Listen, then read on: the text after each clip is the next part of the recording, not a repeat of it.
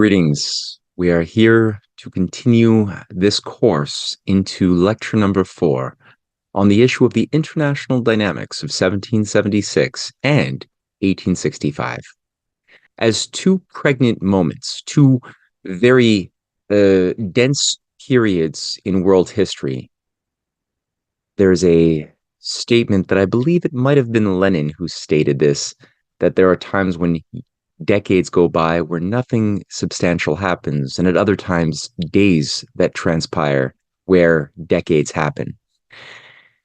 And I would say that within these dense periods of history, which should be seen as a battle of ideas that either pertain to natural law or an offense to natural law, there are certain moments that should draw our attention forth. And 1776 and 1865 are among two of those dense, saturated periods of potential that we will be looking at today that were not what contemporary history books have tended to paint them. And we're going to figure out why that is. In the course of my book series, my research on the clash of the two Americas, I made the point in my introduction of the first volume that the United States can be considered something that was more than you thought it was and less than it was meant to be. And I like that idea because it really introduces the free will aspect of things. It doesn't treat history as a dead, static thing where dates have been placed on a timeline, but it rather poses the question of history as something that we are currently living in and something which has been shaped by ideas that were fought for, that were died for, and that did or did not come into being in varying degrees. And in the case of the United States, the true story, which has drama, it has intrigue, it has tragedy, has not been told properly and has largely, and I would say intentionally, been obscured by forces that would prefer that we don't learn those lessons, which would help us recognize many parallels in the same principles operational today as those that were faced by leading figures of the 18th century. Again, that would pose the fact that it is less than it was meant to be. It was meant to be something greater than we've seen as a tragedy of an empire sitting or racing towards its own self-annihilation.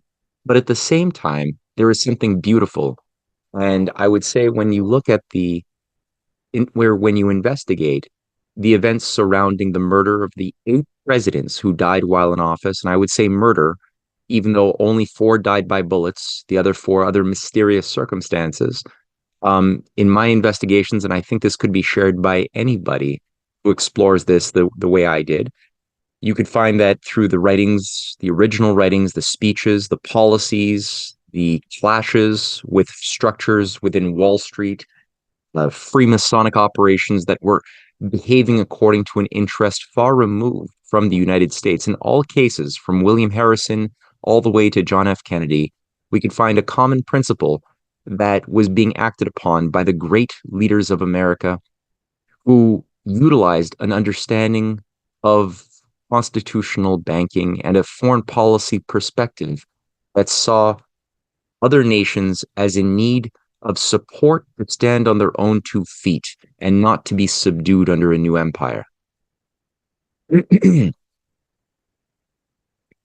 One question I would like to pose here before we begin is what caused 1776? There are many theories about the motivations of those founding fathers and what accounted for this anomaly to emerge at the time that it did, where 13 colonies made up principally of farmers was able to throw off the shackles of control of the world's largest, most powerful empire, the British Empire. So what allowed that to happen? Now, there's some popular explanations that try to brush it away with overly simplistic answers, and one of the big ones is was it the desire to not pay taxes, otherwise known as taxation without representation? Was it a tea party? Was it the right to control slave profits? We know that there were a lot of slaves, and they did make a lot of profits for their slave owners.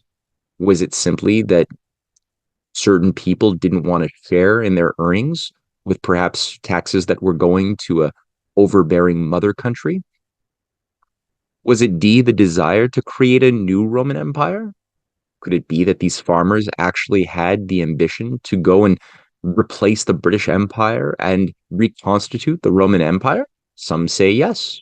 And the basis of that proof is simply that people look at the way America has come to behave in the past century as a Pax Americana, and they then extrapolate in a linear way the behavior of the present circumstances of an imperial America and extend that interpretation all the way back into the founding days and even before. I would say that that's naive and wrong, but that is a popular explanation which we cannot ignore. Another one that's become quite popular is that it was a Rothschild banker's operation to overthrow monarchies for better control over the world. Let's not ignore that one right now, but again, I don't believe that's actually taking proper evidence into consideration, though it is also becoming quite popular to say this as well. The last one I included here is a global conspiracy to usher in a society founded upon justice, wisdom, and cooperation. If you hadn't guessed, my heart definitely, after years of research, tends to increasingly resonate with that last answer more than all of the others. And we're going to see why that is the case. Let me read that again. A global conspiracy to usher in a society founded upon justice, wisdom, and cooperation.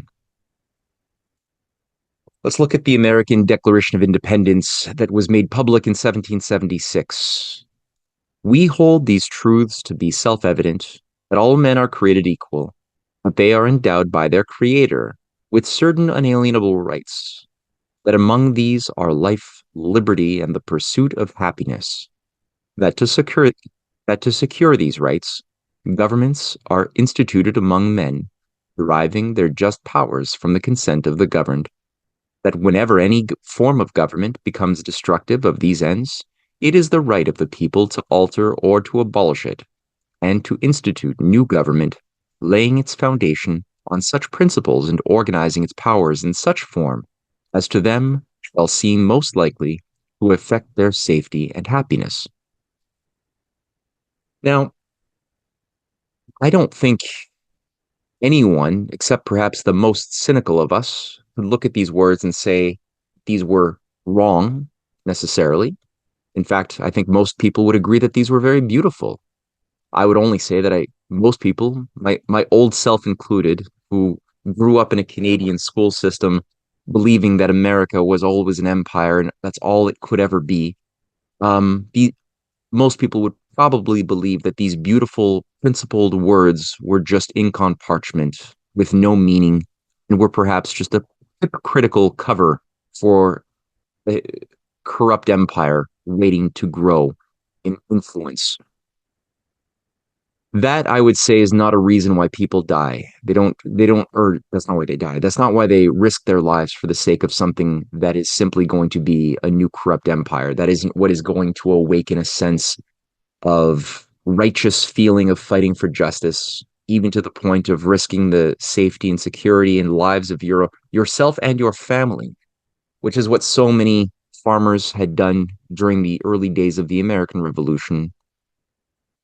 But there was something there that I think stands true and goes. The ideals that were outlined by the figures of Plato, of great Christian humanists like St. Augustine, even before that, like Cicero within his laws and his Commonwealth, or St. Augustine's City of God, as being the concept that human beings will only be our true selves when we begin to learn to create laws that are in harmony with God's law. And to the degree that we create laws that are an infringement of God's law, that is an infringement of justice, a destruction of the personal liberty of the individual, then we will always cyclically fall back into systems of empire, enslavement, dark ages, collapse, and war.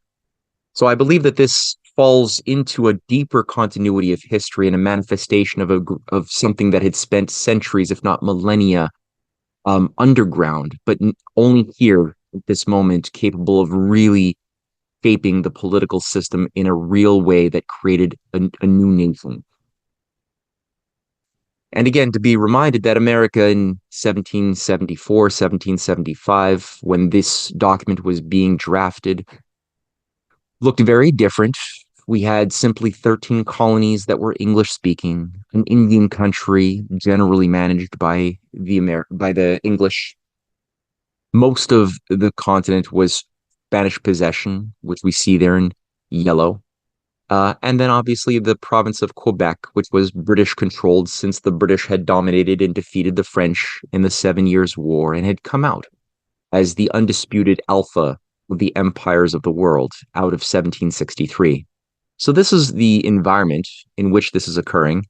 And people would say, oh, but the hypocrites that made this idea that all men are created equal, didn't they all have slaves? Wasn't it a slave empire? Well, if we actually just simply take a look at the facts, what we can see is that was not the case. By 1784, 6 states in the new nation had voted to totally abolish slavery, including Rhode Island in 1774, Vermont in 1777, Pennsylvania in 1780, Massachusetts in 1781, New Hampshire in 1783, and Connecticut in 1784, while the importation of all new slaves was banned by every other state by 1793. The important Northwest ordinances passed in the 1787 Continental Congress, which created the Constitution of the United States, ensured that no slavery would be permitted in the immense Northwest territories, giving rise to the later addition of Ohio, Indiana, Illinois, Michigan, and Wisconsin. And it was also enunciated in 1774 by the Non-Importation Act of Slaves that was signed by all colonies, saying that we will neither import nor purchase any slave imported after the first day of December next, after which time we will wholly discontinue the slave trade, and will neither be concerned in it ourselves, or will we hire our vessels, or sell our commodities or manufactures to those who are concerned in it. Now, again, I'm saying this just because it has been so popular in today's age to promote the idea that America is entirely a slave society, and that is at the heart of the Antifa movement, Black Lives Matter, and other things that have become increasingly anarchist movements capable of creating great havoc on behalf of those with much money and much political power who are able to direct these color revolutionary operations within American soil itself. And the indoctrination process involved a redefining of history around the notion that American slavery is still, it's systemic, it's embedded in the white race per se, which must dominate the weak, those races that and genders that are not dominant must be suppressed by the white European rich males. And all that to say, this theory is outright wrong. It is based on lies, and the evidence, as I just outlined, demonstrates that there was a real intention to break free of the addiction to slavery. Why was there an addiction to slavery? Well, because, as we see with this map, America, the colonies were part for a very long time. They were part of a much larger British Empire, which by 1775 had grown to the extent seen there in the map in front. And one of the consequences of the British Empire since at least 1618, when the British Royal Africa Company began to infuse slaves from Africa into its colonies in the Americas, was a program that was designed to destroy manufacturing or any aspiration of the young colonies, the Massachusetts Bay Colony, Connecticut, or any other colony. Anytime that there was an effort to create manufacturing, to begin to stand on one's own 2 feet, such as was seen with the Sawgus Iron Works of Massachusetts, it was crushed by the British Empire, and none other than John Locke, who was a director of the Royal Africa Company and made a fortune importing black slaves from Africa, of which over 8 million counted between 1618 and 1775, imported directly. This individual passed laws, drafted laws that forbade the colonies anywhere from having manufacturing. meaning there was an economy wired to slavery by design by the British Empire. And those colonists who were the orchestrators, the architects of the Declaration of Independence and the battle against this empire were in total moral opposition to that for the most part. Now, I'm not saying that it didn't continue or that there wasn't corrupt people who built up uh, a greater virulent evil slave power. However, at the time of the revolution, it was on its way out. And the figure of Benjamin Franklin played an important role in that. There is him in the French courts after he was made ambassador of the United States to France, where he began to organize not just the French who take part in supporting the American cause of liberty, but also he began organizing, or had, I shouldn't say began because he had already been doing that, but he increased his power of organization of other leading figures from around Europe, including Russia and even India and North Africa, to support cause of liberty with the idea that a new age of brotherhood and cooperation founded upon reason, that is moral reason, not just logic, but moral reason of all humankind made in the image of a living creator, could finally blossom.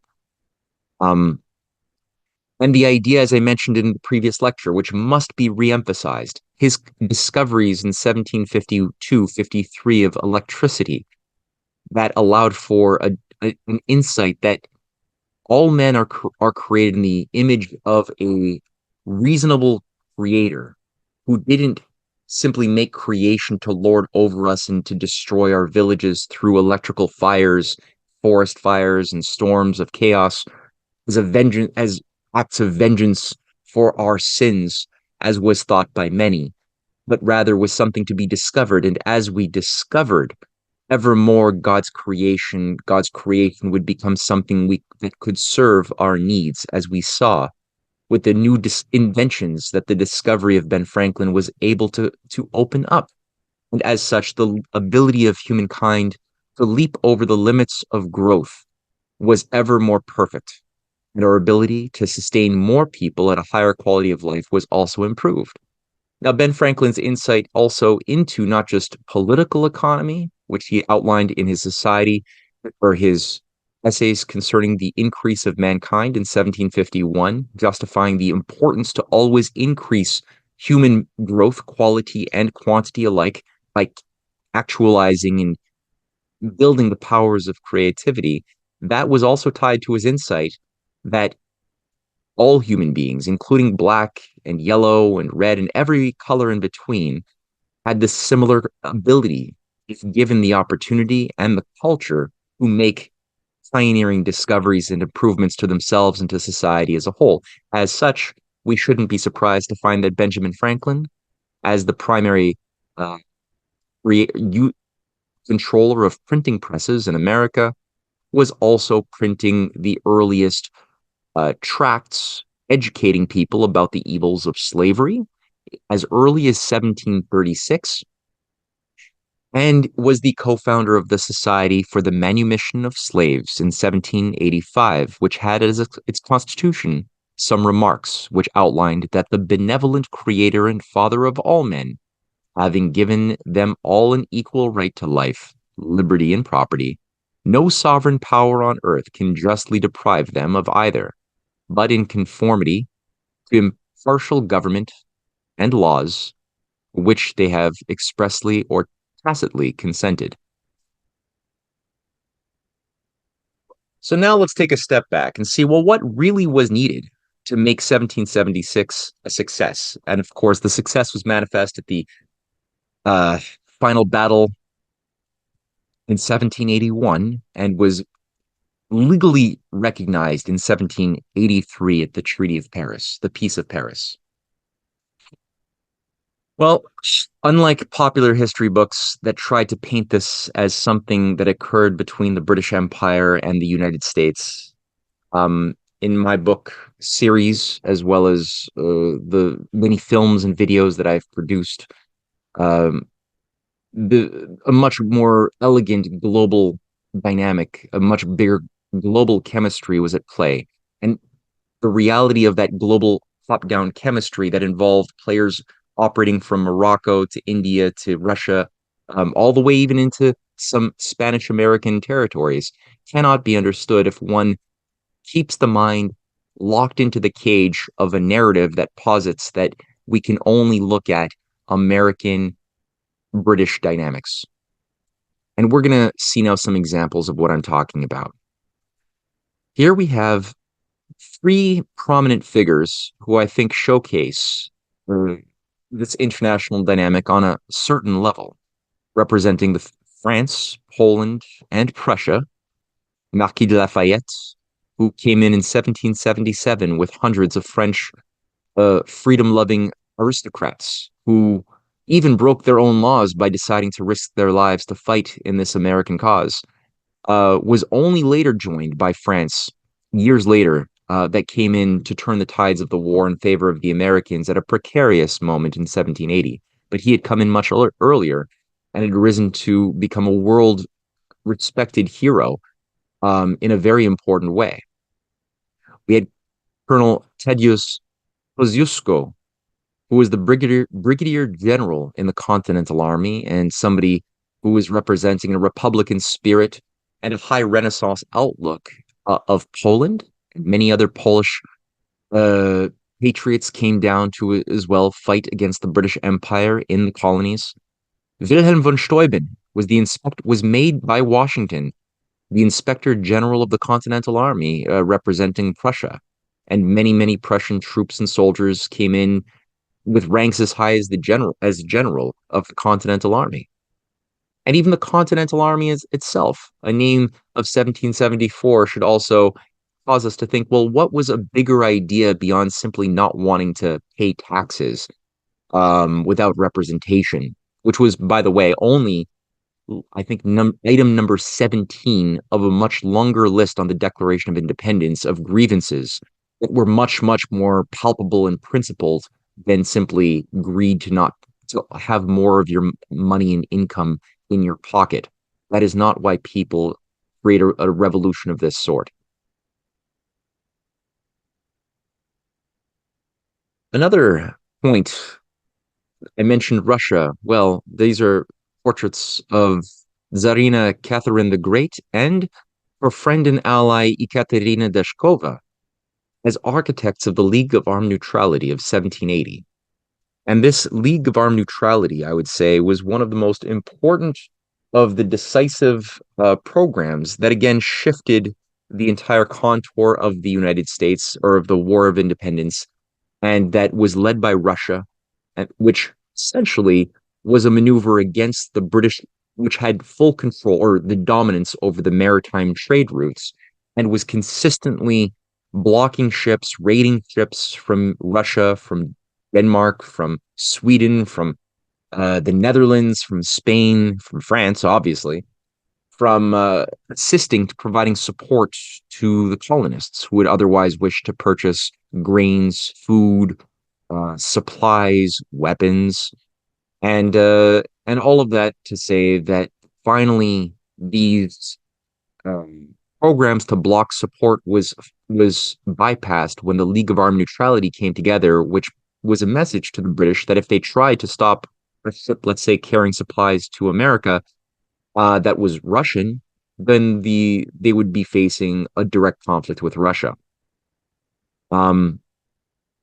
Also, as a noteworthy point here, Ekaterina Deshkova was also the president of the Russian Academy of Sciences, an institution that was directly outlined by the figure of Gottfried Leibniz, who we met in lecture number 1 and who we will meet further in future lectures, who was a close advisor, a privy counselor to Tsar Peter the Great, and a major legal reformer of Russia, and in fact somebody who inspired the expedition that Peter the Great launched before he died, that sent the figure of Bering to the Bering Sea to explore what became both the Alaska side of the American continent, as well as Russia, discovering the Bering Strait and broader Russian Alaskan territory, founding what later becomes Russian Alaska, which plays a big part in our story, as especially we will see with the international dynamics of 1865. So Ekaterina Dashkova was a female, a reformer of the Academy of Sciences, a close friend and ally of Benjamin Franklin, whom she met in Europe, and who was the key in bringing and orchestrating the League of Armed Neutrality with Catherine the Great herself. She was made by Benjamin Franklin the first Russian member of Benjamin Franklin's Philosophical Society, and in turn, Benjamin Franklin was made the first American member of the Russian Academy of Sciences in 1780 as well. So, just at a very important, interesting point that I think historians should probably look at with fresh eyes. Here we have a painting of Admiral Suffren, who was meeting Hyder Ali in 1780. What you have on the left is a map featuring Mysore of southern India, a Muslim-dominated area of southern India, which was the greatest freedom-loving area in opposition to British controls and which were attempting to get total dominance of India, as was unfortunately made the case after Hyder Ali and his son especially were defeated eventually. But they carried out some of the most heroic, impressive battles that we know of during that time of freedom against the empire. And through the channels of Benjamin Franklin, once again, the French had a lot of connections with Hyder Ali and his son, Tipu Sultan, and organized a collaboration, a harmonization where Hyder Ali launched an attack to expel the British Empire, which went on for years, beginning in 1780, in a concerted effort. And what we have in 1781 was, and I miswrote it, I wrote 1881 by accident, but it was 1781 that his son Tipu Sultan wrote to the Continental Congress stating that every blow that is struck in the cause of American liberty throughout the world, in France, India, and elsewhere, and so long as a single insolent, savage tyrant remains, the struggle shall continue. Tipu Sultan continues in this letter, really outlining that your fight is our fight. We have one, even though one side is coming from a Christian matrix, the other from a Muslim matrix, there was an understanding that we are all human first, and as humans, we resist empire, we resist tyranny for the sake of freedom. And in gratitude, because this was no small thing. In fact, this battle in India forced the British to redirect approximately 20% of their naval fleets to attempt to suppress the Indian uprisings, which was an extremely important aspect to shifting the weight in favor of the American colonists fighting. And in gratitude, the first American battleship after the War of Independence was named the Hyder Ali. And here is actually a mural that exists even to this day in NASA's, in the NASA headquarters, which features a painting of rockets, the very first rockets used in warfare, which were rockets made by Hyder Ali's scientific military allies who built these long-range missiles that could go upwards of a kilometer in distance and strike their targets to devastating effect, ravaging British troops, which we see just getting exploded there in the painting. And it was only years later that the British figured out finally how to reverse engineer these rockets and begin using them for their benefit. They stole them from Indian freedom fighters as a technology, and that's another important irony that's been lost in history. It wasn't just Hyder Ali in the Indian Mysore uprising, however. We also have Emperor Sidi Mohammed of Morocco, who had organized through, again, French channels operational within embassies of Morocco, an alliance with the United States. And as such, the basis of the alliance was for Emperor Sidi to protect American ships that were otherwise being attacked by Barbary pirates of Algeria, Tunisia, and elsewhere, that largely were under the service and beholden to the interests of the British Empire and the British East India Company, which would often use proxies, as we see with ISIS being used to this day, or Nazis in Kiev being used by as proxies by a higher power to do a battle with an enemy. And that was how the Barbary pirates were also used in many cases, except for Emperor Sidi Muhammad, who said no. And he protected many American ships in precarious waters around the Straits of Gibraltar. He was also the first nation of the world to recognize America, the 13 colonies, as a legitimate independent nation in 1777.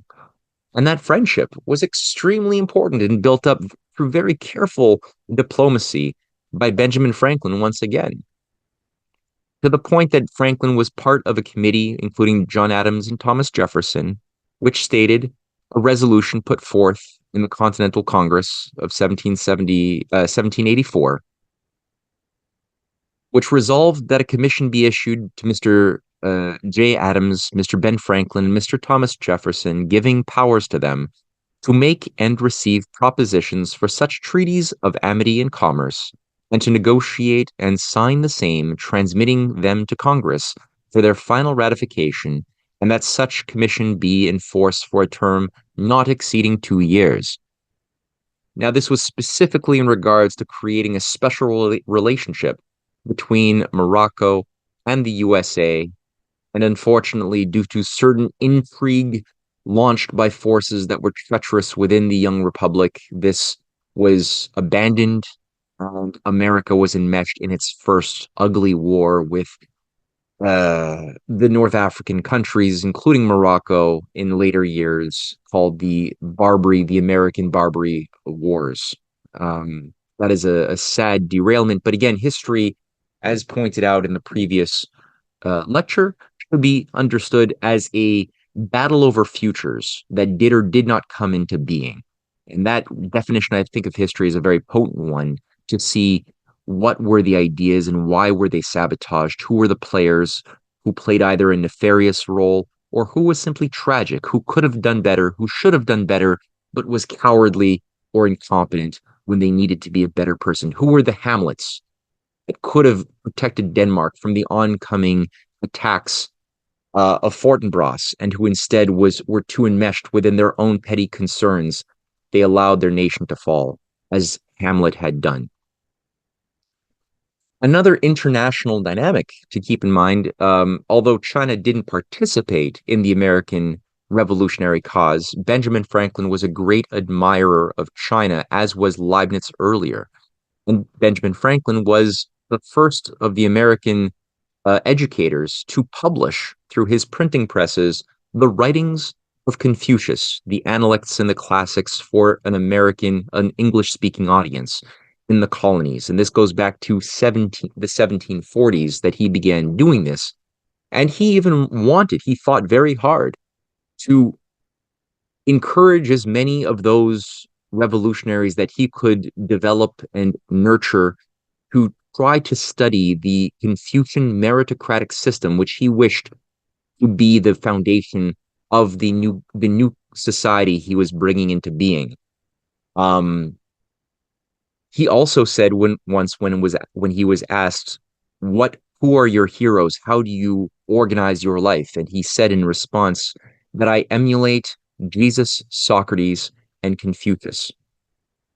So Benjamin Franklin was not just a Platonist, he was a Confucian, which do go together quite nicely when you look at the writings of people like Matteo Ricci or Confucius or Mencius themselves. One can see the exact same principles of natural law, but in the form of Tianming, the mandate of heaven, as the same formulation as was developed by Gottfried Leibniz or Augustine earlier around the city of God.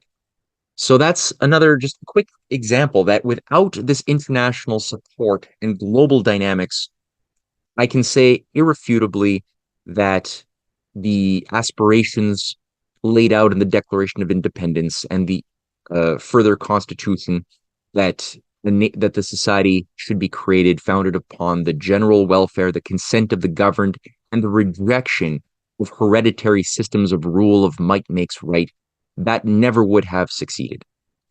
So let's just jump ahead to our second pregnant moment of today's lesson, which begins in this case. I chose 1863 and the theme of how Russia saved the United States. Once again, the Civil War is something often treated as a purely American phenomenon. That is, if one chooses to adopt that perspective, treating it as though it's simply about slave states versus free states, or even simply banking and who's going to control the banking procedures. In all of those cases, that simply treats this as an American phenomenon will not understand what made the Civil War happen, let alone what allowed the Union, what allowed the patriots around Abraham Lincoln to come out victorious instead of seeing the nation dissolve and the successes of 1776 undone. And again, with the big trick within this uh, process that changed the course of history once again was Russia. Just the same way that Russia played such a big role in saving America during its first days, 1776. So too did Russia step in once again. Now, the Russians themselves had suffered their own traps that were laid by the British and their junior partners of the French imperialists and Ottomans that were able to induce Russia to foolishly get sucked into a wasting war, very costly. Many, many died. Russia came out nearly bankrupt over this 3-year war begun in 1853, and that only finally ended in 1856, known as the Crimean War.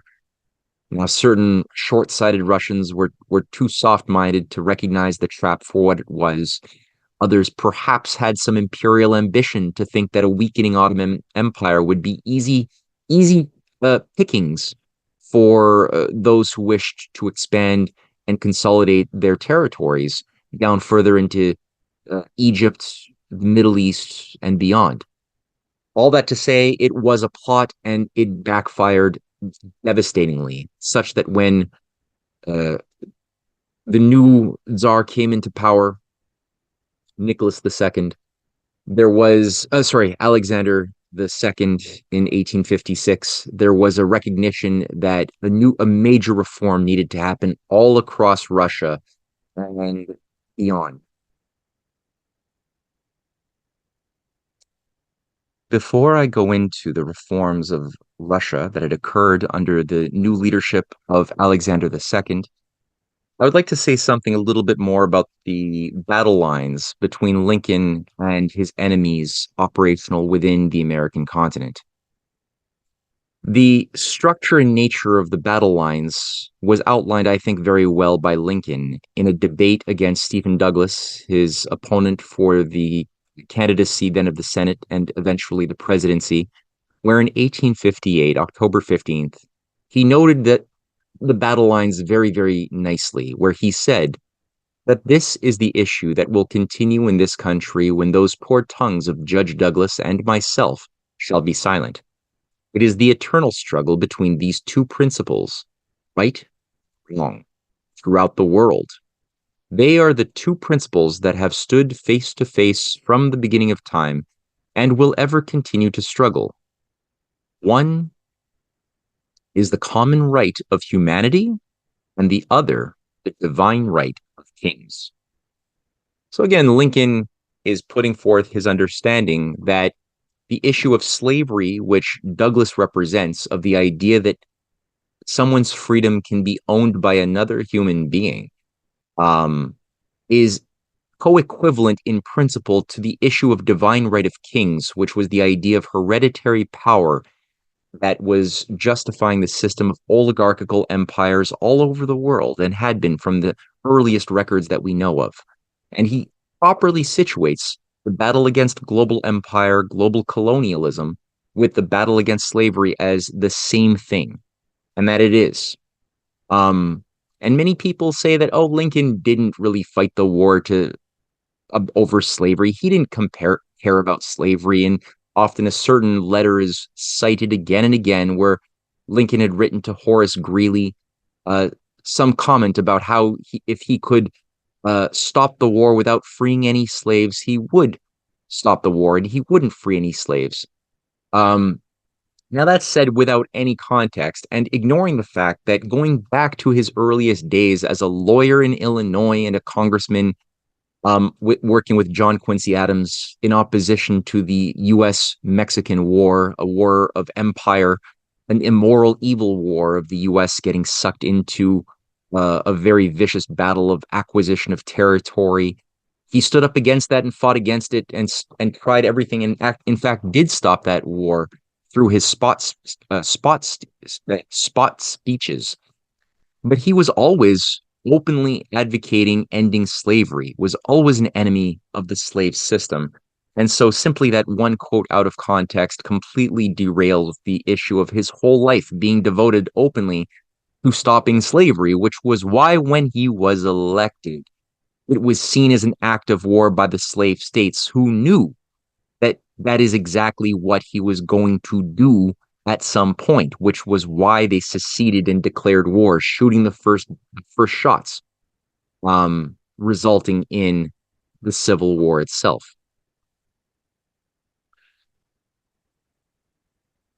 A similar principle, as we saw with the Emancipation Proclamation, was also seen in in the words of Tsar Alexander II as soon as he took power, where he said to the marshals of nobility that you can yourself understand that the present order of owning souls cannot remain unchanged. It is better to abolish serfdom from above than to wait for that time when it starts to abolish itself from below. I ask you to think about the best way to carry this out.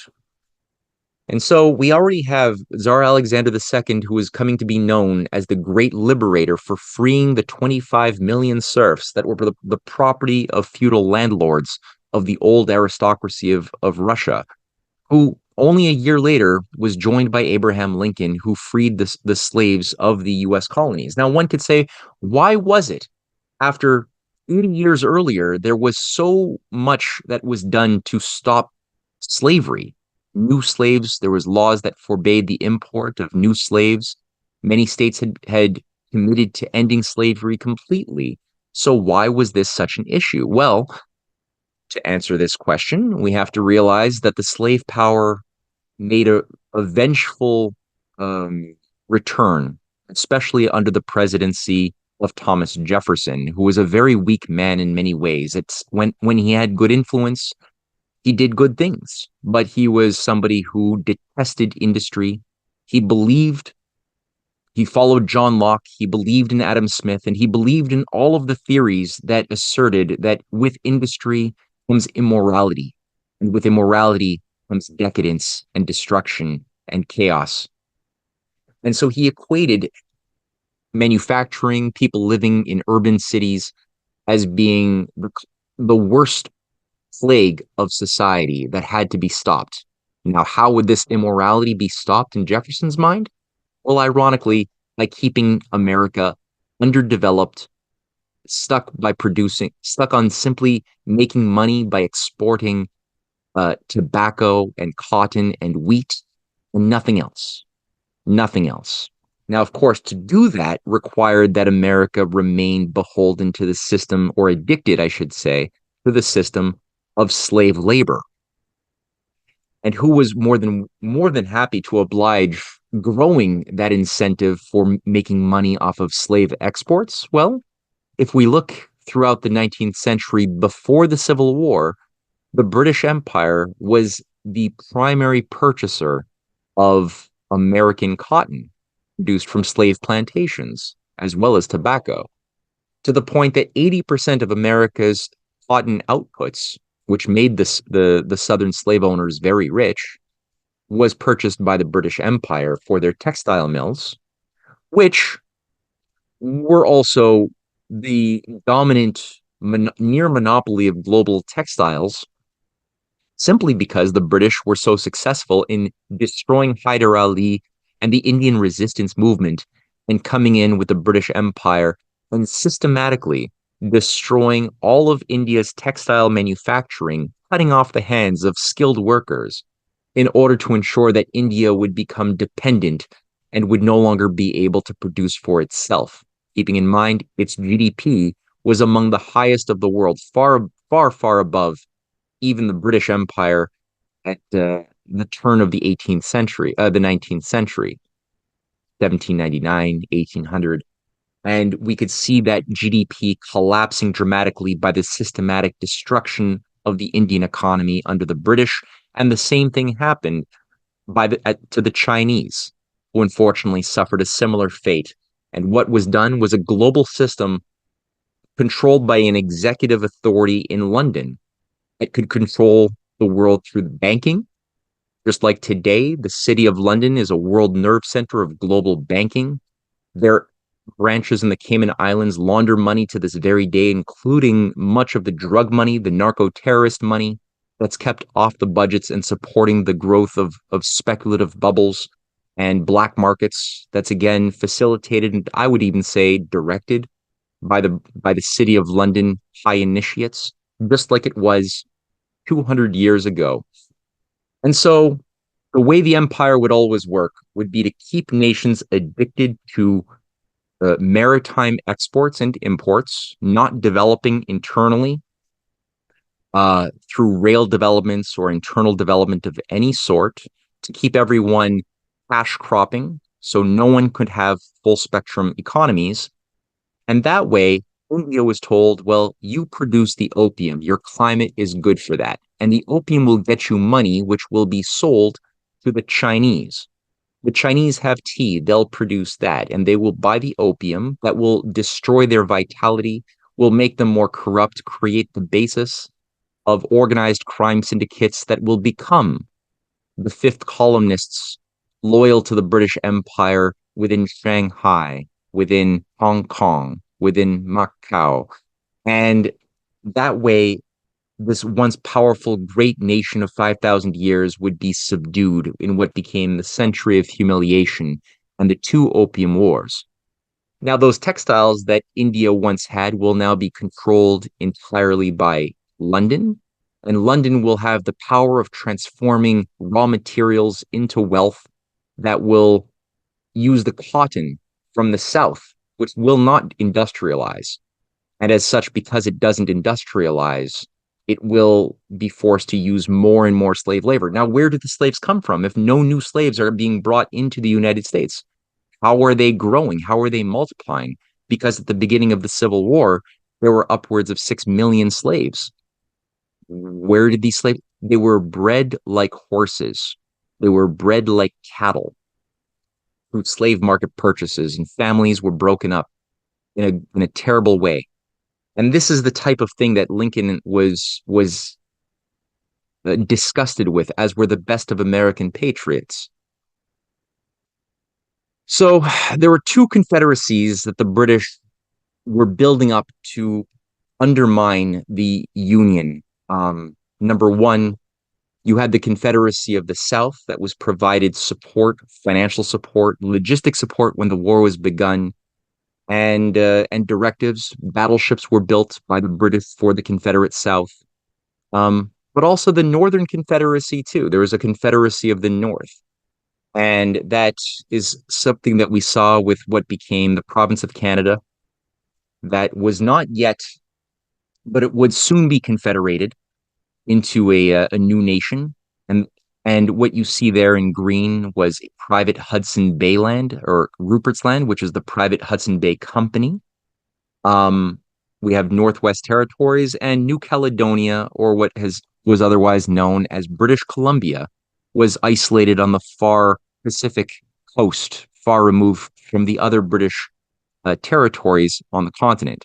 Now, this also became a zone where the British granted access to the Confederates to set up intelligence service headquarters in Montreal, in Toronto, in Kingston, Ontario, which were used to carry out warfare against the Union from the North during the Civil War. That's something that not many people know about, but it is very important, to the point that even John Wilkes Booth was sent to Canada to receive directions, and was sent back down after 4 weeks, where he described how he lost track of time and didn't even realize where he was, as he wrote to a family member before going off to shoot and murder Lincoln, only to disappear, his body never having been found. However, we do know that a $500 bank order was found in his possession, signed by Henry Starnes, who was the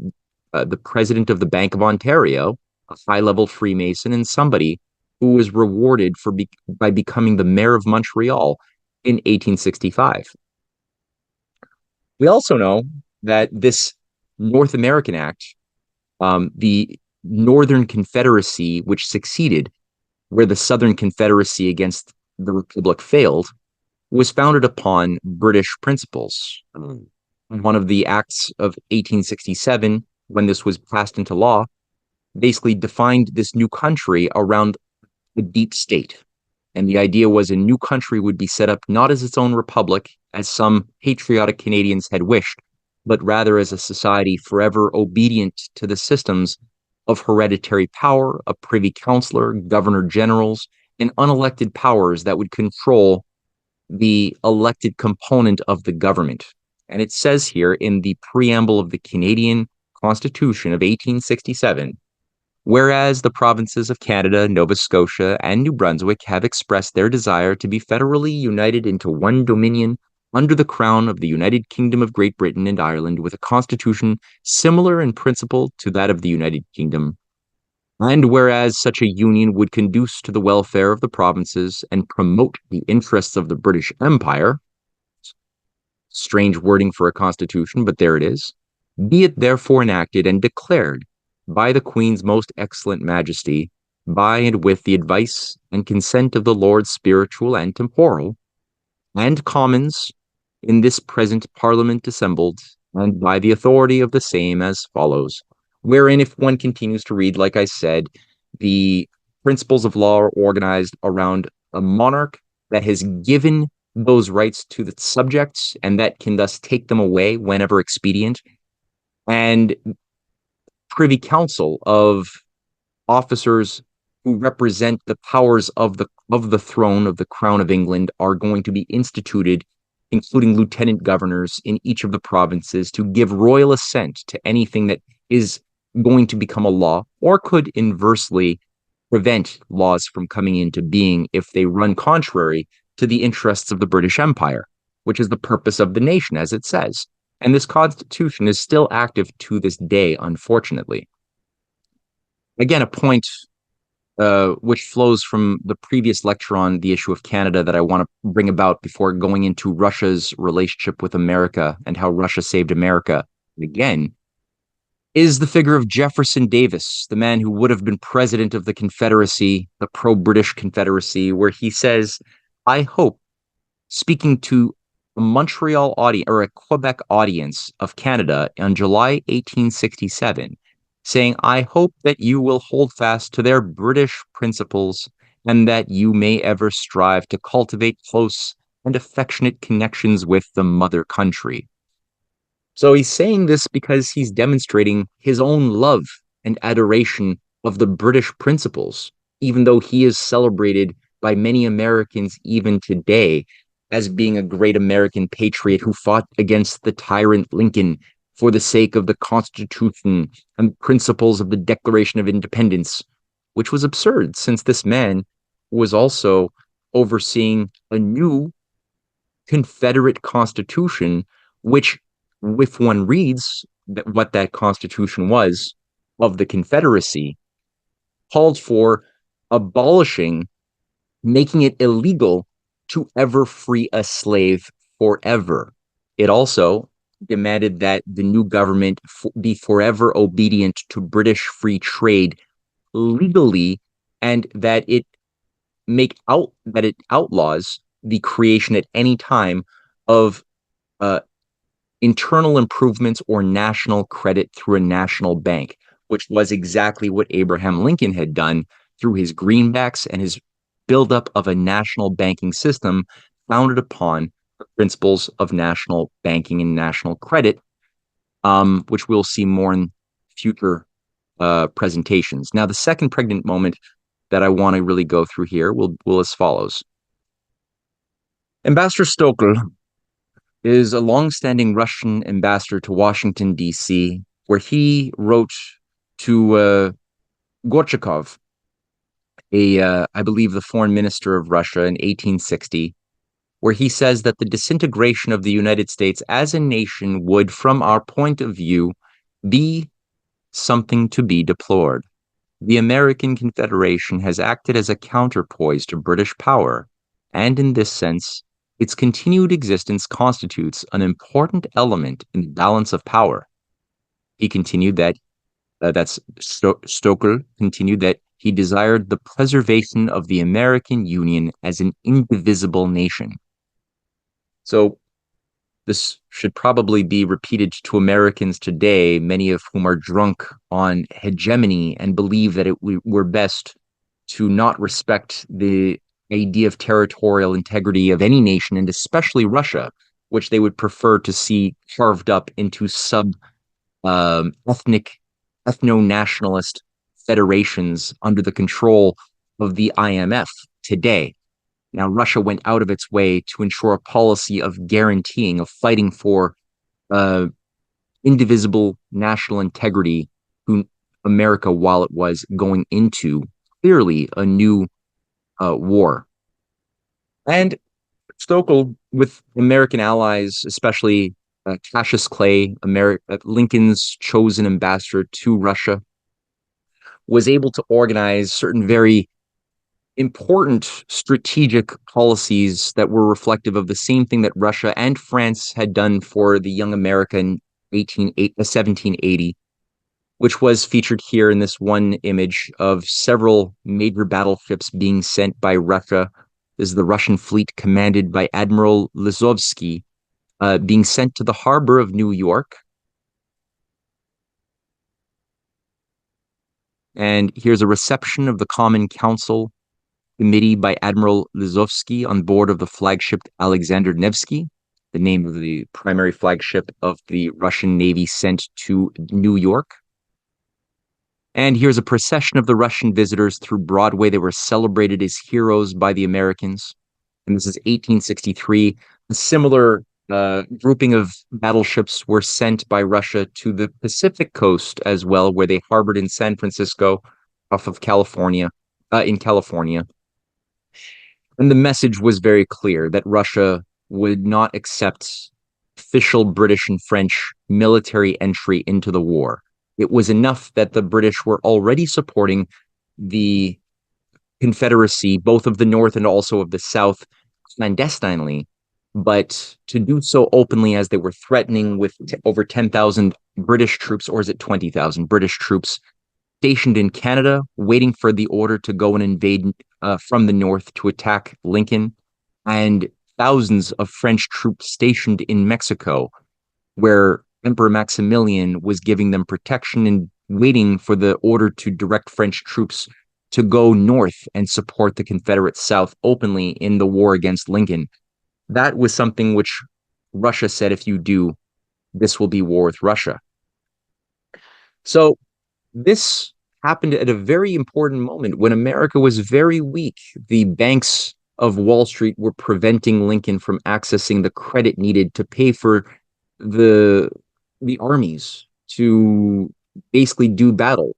And there was also speculative attacks against the American dollar run by London, Wall Street, and Canadian banks that were wishing the US would financially fail so that they would not be able to defend themselves in the war.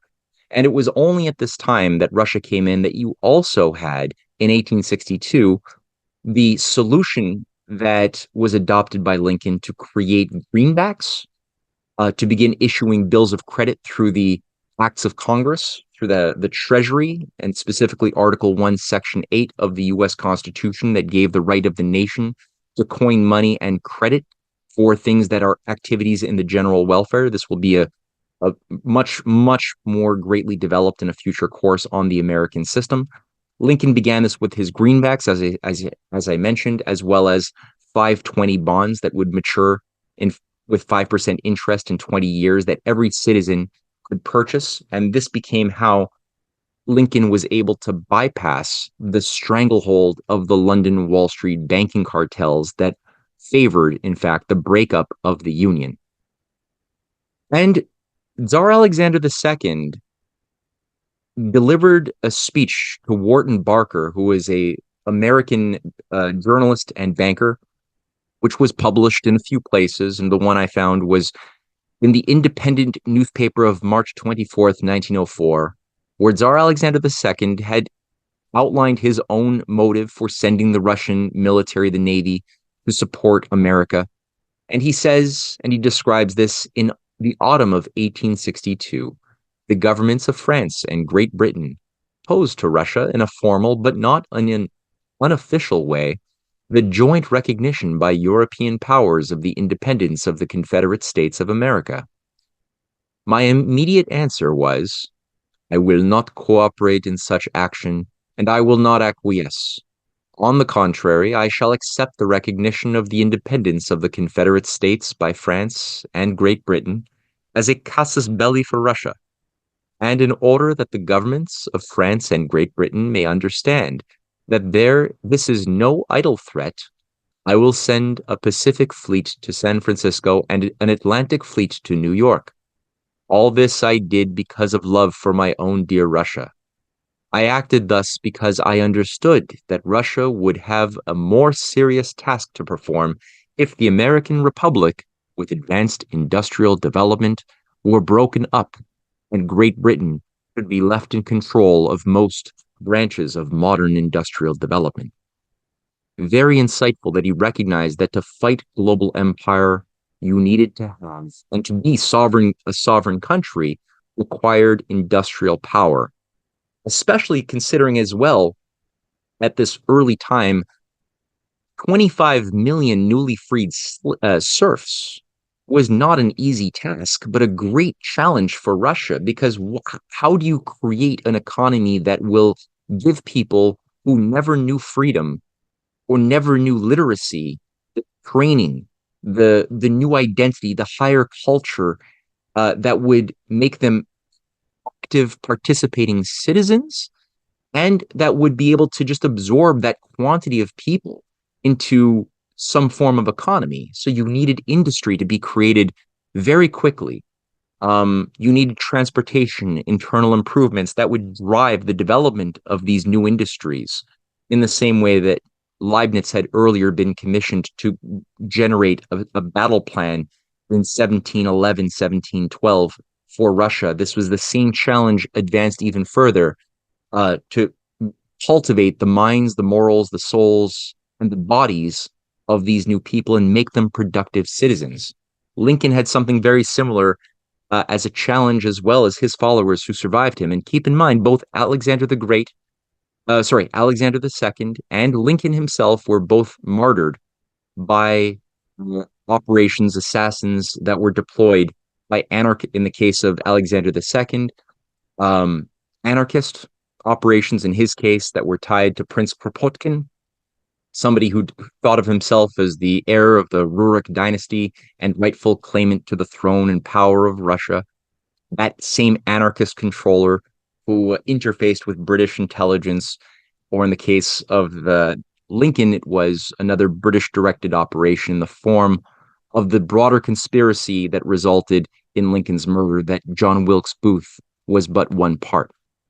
So Lord Gascoigne Cecil, who would become Prime Minister of England 3 times, gave a speech during the Civil War where he noted that the northern states of America never can be our shore friends because we are rivals. Rivals politically, rivals commercially. With the southern states, the case is entirely reversed. The population are an agricultural people. They furnish the raw materials of our industry, and they consume the products which we manufacture from it. With them, every interest must lead us to cultivate friendly relations, and when the war began, they at once recurred to England as their natural ally. Again, very useful for just simply showcasing where England stood officially in its position towards the Confederate South, and how it saw that the Confederate South, having rejected industry, being reliant on simply agriculture and slavery, was a perfect ally and friend of England, whereas the North, which embraced industry, protectionism, and rejected slavery, could not be an ally of England. That same England that celebrates its own abolition of slavery in the 1830s as something that made it morally superior to the United States, which in fact had a sleight of hand behind it.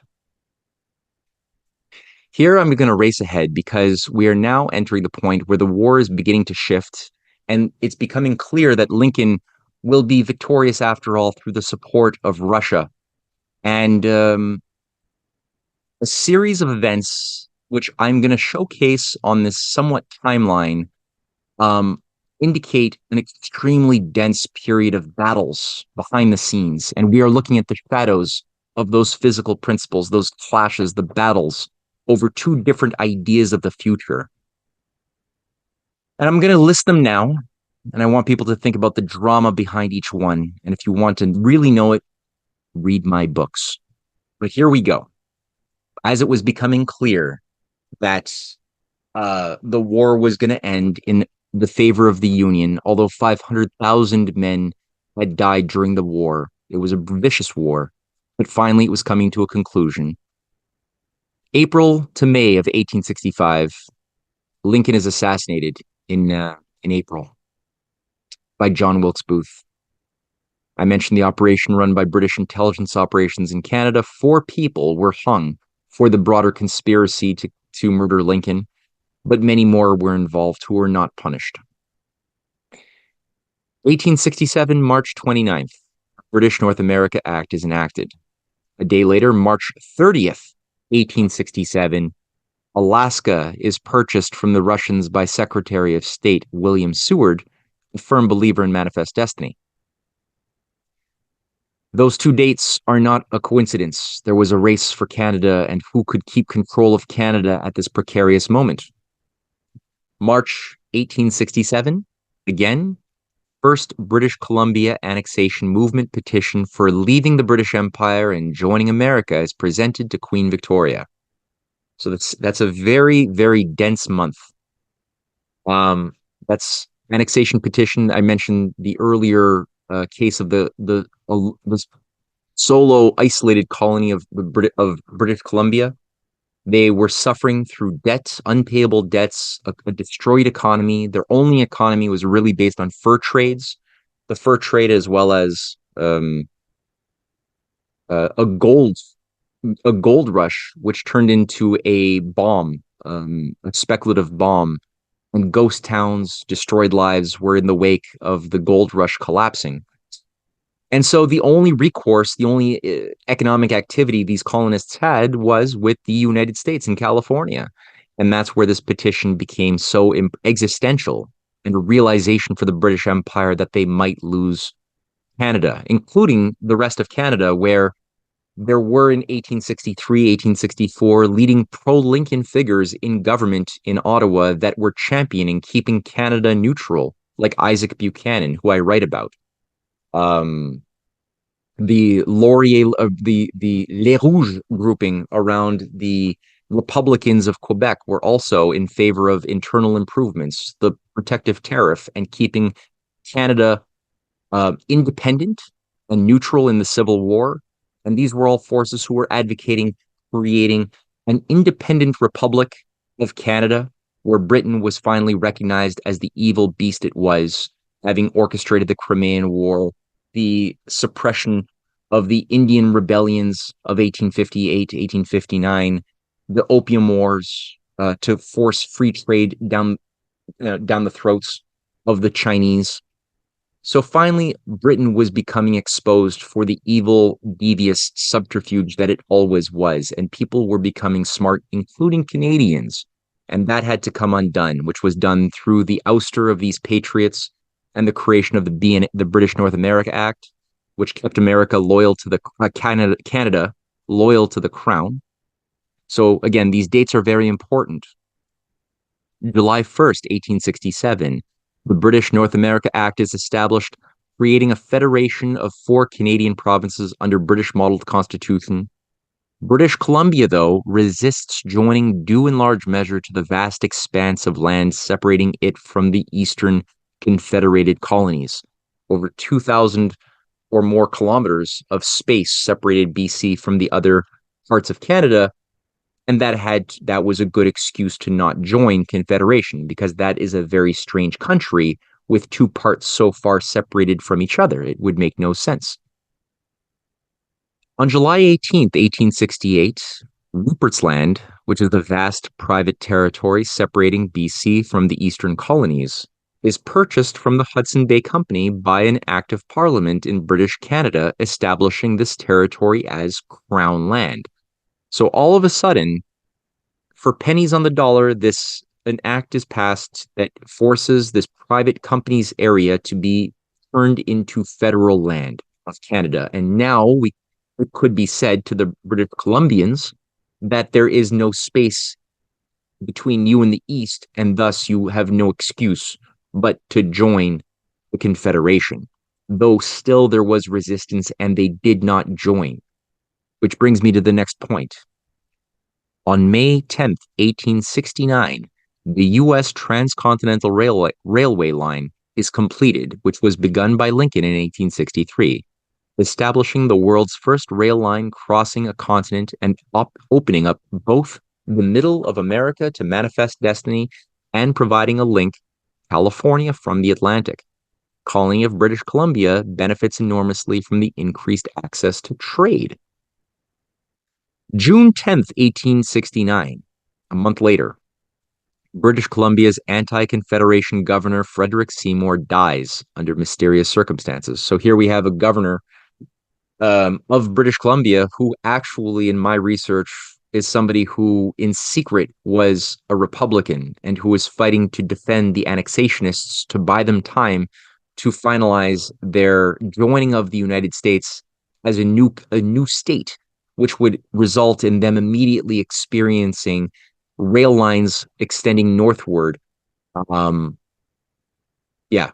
up into essentially Alaska that had just been purchased for $7 million by William Seward. So that was clearly going to be the next step, and I'm going to prove that that's the case shortly. So back to the timeline. After he dies, something begins. That's bad. December 10th, 1869, a second annexation petition from British Columbia merchants and politicians is delivered to President Ulysses S. Grant. President Grant and his colleagues make their interests known to the public. So they express their interest to acquire British Columbia. July 20th, 1871, arrangements for British Columbia's entry into Confederation are streamlined. So now all of a sudden, there's a fight. The pro-Confederation figures around Cosmo Amore, who is the new replacement to Frederick Seymour. Frederick Seymour is now brought in and accelerates the joining of BC to the rest of Confederation, which unfortunately prevents the rail connecting Russia and the United States. So again, Rupert's Land was acquired fully in 1870, and 6 provinces were added to the original 4, including Manitoba in 1870, British Columbia, as I mentioned, in 1871, Prince Edward Island in 1873, Alberta and Saskatchewan in 1905, and finally Newfoundland in 1949, creating the boundary conditions of what today is known as Canada. Now, we'll see more of that towards the end of this presentation, but I wanted that to be planted there in people's minds. So now to say something about the question of Russian relations to Alaska and the idea of a U.S.-Russian rail line that would necessitate also Alaska becoming American, or the part of the U.S. Constitution. And here, General Nikolai Muraviev wrote to Tsar Alexander this wouldn't have been Alexander II, this would have been his father, Nicholas, in 1852, foreseeing what would inevitably happen, where he writes that the ultimate rule of the United States over the whole of North America is so natural that we must ourselves, sooner or later, recede. But we must recede peacefully, in return for which we might receive other advantages from the Americans. Due to the present amazing development of railroads, the United States will soon spread over all of North America. We must face the fact that we will have to cede our North American possessions to them. I mentioned this, but let's look at it. This again is Lincoln's Transcontinental Railway, which was finalized in 1869. It was begun during the Civil War, connecting for the first time a continent that would have connected northward. These were two figures representing Jefferson Davis, Albert Pike, who represented a different view of of how the world should work. And here's a painting featuring Ambassador Stoeckel and William Seward. Stoeckel is standing up with his hand on Alaska on the globe, and William Seward is sitting down with a map, which was a treaty that William Seward described as his greatest success, performed entirely in secret back channels, and that nobody had anticipated until the last moment.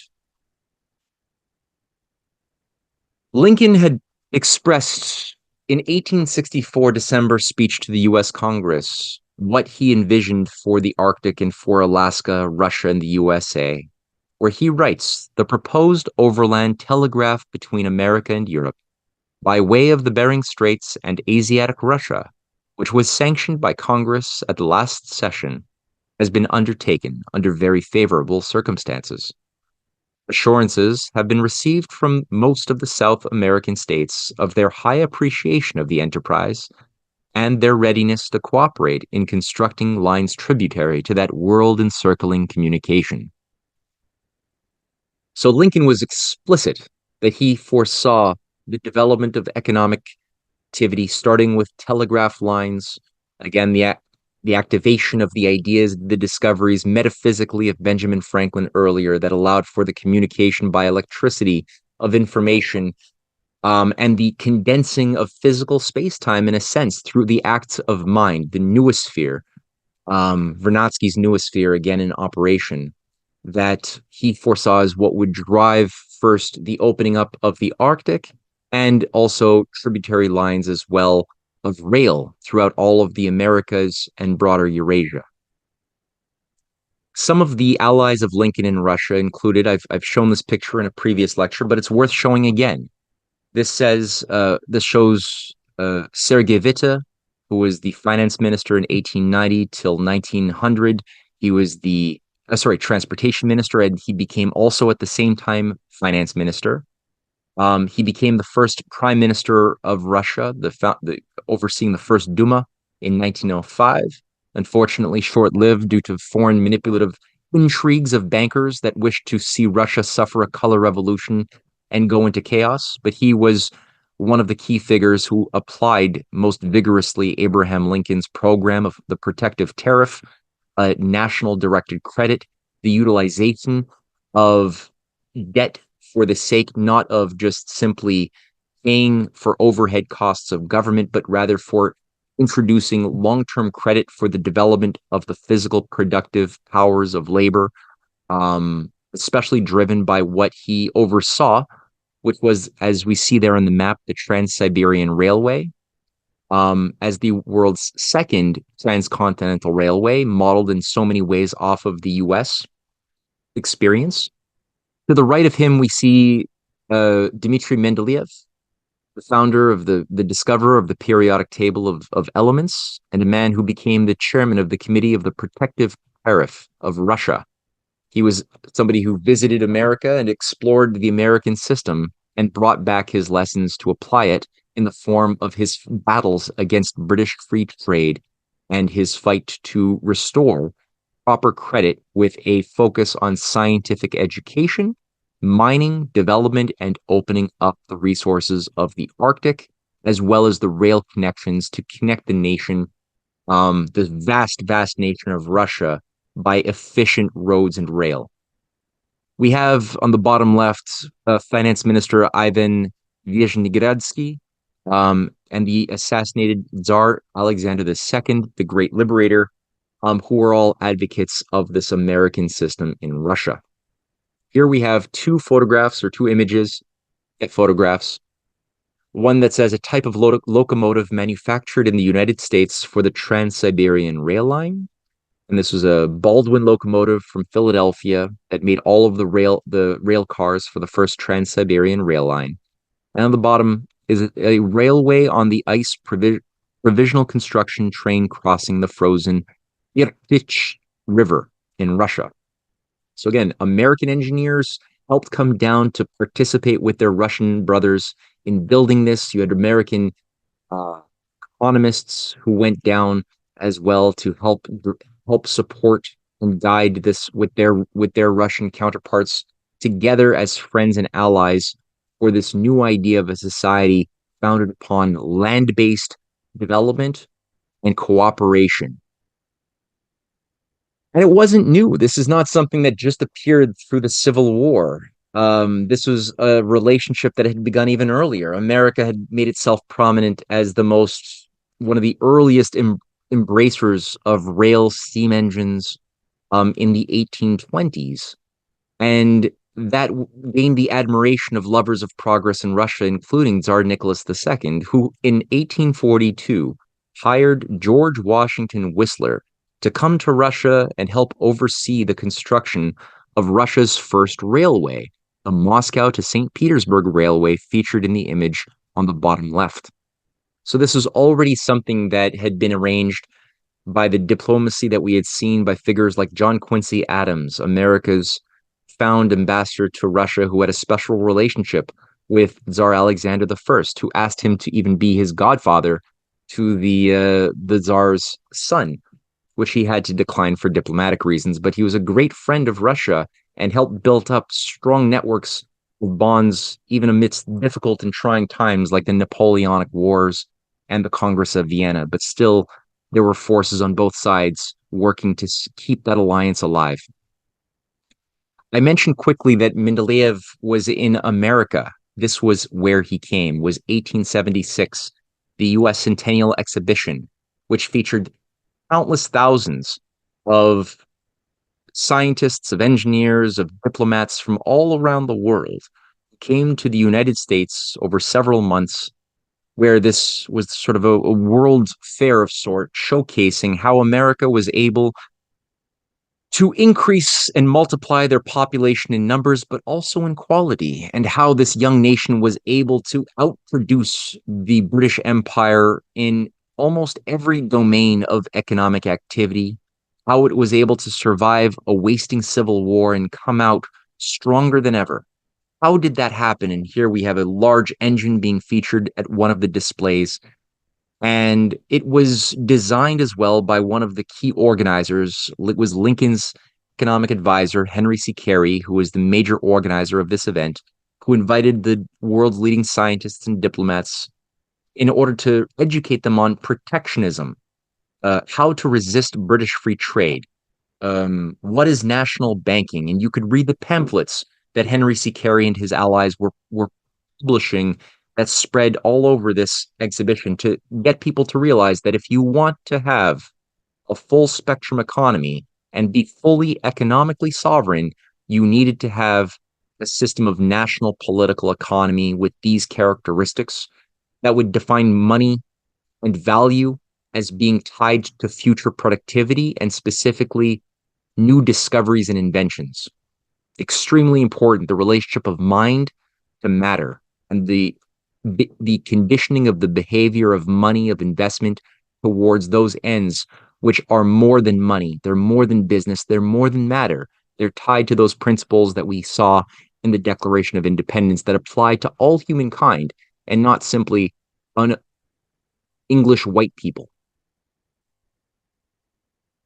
Now, the post-1876 spread of the American system, it was global. There were allies, there were American advisors, allies, and experts of Lincoln who were brought into Japan, help guide and advise the Meiji Restoration after the Civil War. And here I feature as the principal genius of that list, Erasmus Peshine Smith, who published many works on the American system for the Japanese and that oversaw helping Japan build up railways as well and assisted them in the use of national banking practices and protectionism, which unfortunately became corrupted as the British got in and helped groom a militarized, more militaristic samurai ideology faction of the Japanese to begin to become their martial lord, to be used and weaponized in battles against Russia, against China, which we saw in the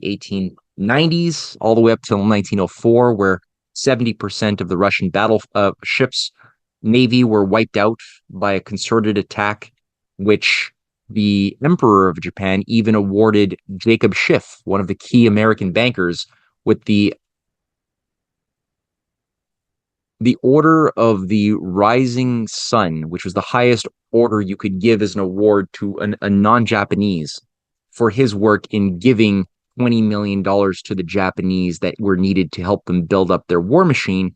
And again, that was done under the direction of the British Empire that provided the support means to carry all of that out. But again, 1876 earlier was a different time with greater hope and greater potential. We had in France Gabriel Hanotaux, the foreign minister, and President Sadi Carnot, who were bringing in Lincoln's system into France. We had Otto von Bismarck's customs union, his Zollverein, which brought this into Germany to unify and industrialize Germany as a singular nation in ways that had never been done before.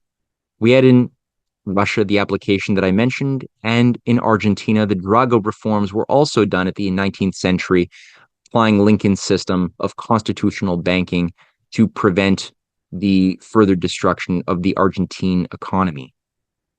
Count Sergei Witte stated in 1890 his philosophy of railroads, noting that the railroad is like a leaven, which creates a cultural fermentation among the population. Even if it passed through an absolutely wild people along its way, it would raise them in a short time to the level requisite for its operation. He said later on, talking about how he was able to build the Trans-Siberian Railway, he describes saying, faced by a serious shortage of locomotives, I invented and applied the traffic system which had long been in practice in the United States and which is now known as the American system. Very self-conscious application. He was also a translator of the works of Friedrich List, who was a German who brought in the American system into Germany and refuted Adam Smith's free trade. He was probably murdered, but his work on the national system of political economy and the American system was translated extensively into Russia, and Witte was one of the key translators and promoters who gave many lectures on this system, even when he was working to try to save the Romanovs at the last minute later on, after it was becoming clear that the foreign-directed Bolsheviks would uprise once again. And he began even working with his sometime enemy, Rasputin, to try to avert a tragedy. And these two men, who became allies towards the end, failed and saw a tragedy unfold that didn't have to happen. Otto von Bismarck in 1876 noted to the Russian parliament, or the German parliament, he gave a speech describing his admiration of the United States, which he had come to emulate economically, where he wrote that a success of the United States in material development is the most illustrious of modern time. The American nation has not only successfully borne and suppressed the most gigantic and expensive war of all history, but immediately afterwards disbanded its army, founded employment for all its soldiers and marines, paid off most of its debt, given labor and homes to all the unemployed in Europe as fast as they could arrive within its territory, and still by a system of taxation so indirect as not to be perceived, much less felt. Because it is my deliberate judgment that the prosperity of America is mainly due to its protective laws, I urge that Germany has now reached that point where it is necessary to imitate the tariff system of the United States. And on the left is a painting of President William McKinley, who cited this speech to the U.S. Congress when he was pushing his protective tariff, modeled on Lincoln's example, which guaranteed a protection of nascent industry against the dumping of cheap goods from abroad, which was one of the tools of economic warfare engaged in by the British to keep nations underdeveloped. And so this was something that both Bismarck and McKinley also fought for. Bismarck, unfortunately, was fired due to certain court intrigue that was tied to British agents in the German court, some of which is documented in my books. His ouster resulted in a loss of wisdom and statecraft in Germany, and with that vacuum of wisdom that he left in his midst, all of a sudden the Kaiser and his bad advisors began to make bad decisions, resulting in ever increasing steps into traps that were laid for them, ultimately leading up into World War One, and then even two. McKinley, by the way, like uh, Tsar Alexander II, was murdered by an assassin, an anarchist assassin, that was tied to Emma Goldman, a member of the British Neo-Malthusian League who had her own commune, a cult, with brainwashed victims who could be deployed to carry out bombings and murders of statesmen or crowds, whomever. This was the case across Russia and Europe as well. This is what killed President Sidi Carnot. It's also what killed Garfield earlier through a stooge who had been groomed in one of these communes in northern state New York, was deployed to murder President Garfield, who was another follower and admirer of Lincoln. Even in China, we had President Sun Yat-sen, who became the first president of the Republic of China in 1911. And that's a commemorative stamp with the face of Sun Yat-sen and President Lincoln saying, of the people, by the people, for the people. And the three principles of the people that were outlined by Sun Yat-sen modeled on his studies of Abraham Lincoln, which he outlined in his book on the principles of the people, where he says, the world has been greatly benefited by the development of America as an industrial and a commercial nation.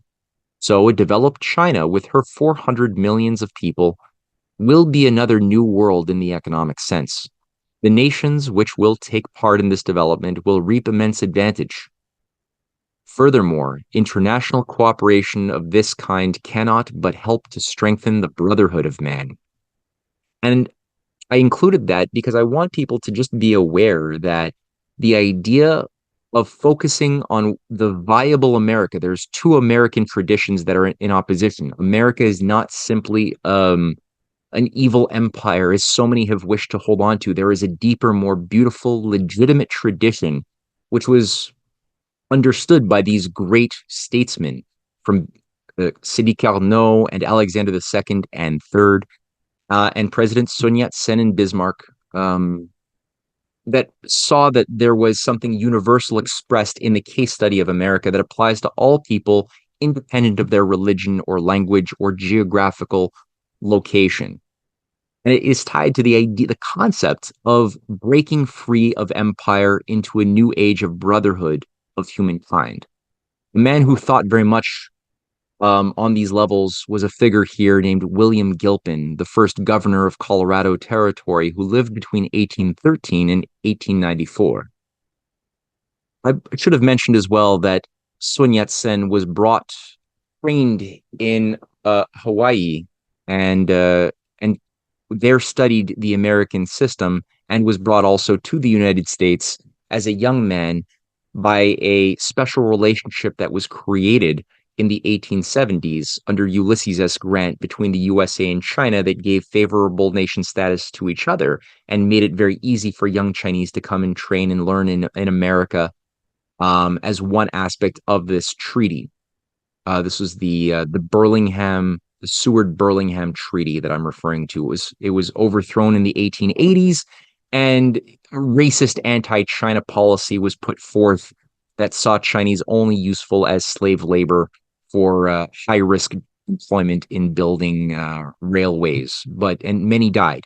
But before that, there was a more noble U.S.-China policy that is worth studying today, and which Sun Yat-sen benefited from, which is why he came and studied in America before leading the fight of overthrowing hereditary systems in China itself.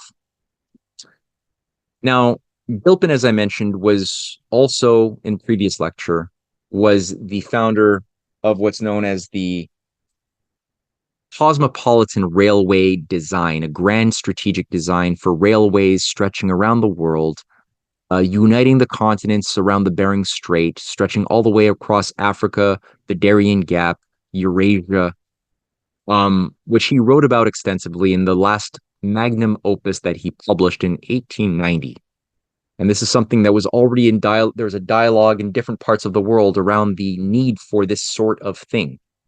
And he writes in his own words, describing his vision of this future that he foresaw as being possible even within his lifetime, writing that railways continue to extend themselves, soon to become a universal system all over all the lands of the globe. We have seen the energies of the American people bringing into line and into use these new powers, span their continent with Pacific railways, as with the rapidity of lightning from a mountain loud. They will continue to expand their work to Bering Straits, where all the continents are united.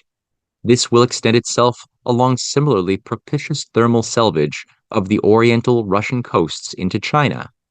To prolong this unbroken line of cosmopolitan railways along the latitudinal plateau of Asia to Moscow and to London will not have long delay. The less significant and isolated continents of the southern hemisphere, South America, Africa, and Australasia, will be reached by feeders through Panama, Suez, and the chain of oriental peninsulas and islands. The whole area and all the populations of the globe will be thus united and fused by land, travel, and railway. The weapons of mutual slaughter are hurled away. Sanguinary passions find a check. A majority of the human family is found to accept the essential teachings of Christianity in practice. Room is discovered for industrial virtue and industrial power. Civilized masses of the world meet. They are mutually enlightened and fraternize to reconstitute human relations in harmony with nature and with God. The world ceases to be a military camp incubated only by the military principles of arbitrary force and abject submission. The new and grand order in human affairs inaugurates itself out of these immense concurrent discoveries and events. And this is just simply grand vision, which showcases what one of many statesmen who were thinking on this higher level envisioned for a more natural world founded upon natural law and was based on cooperation, not warfare or plunder.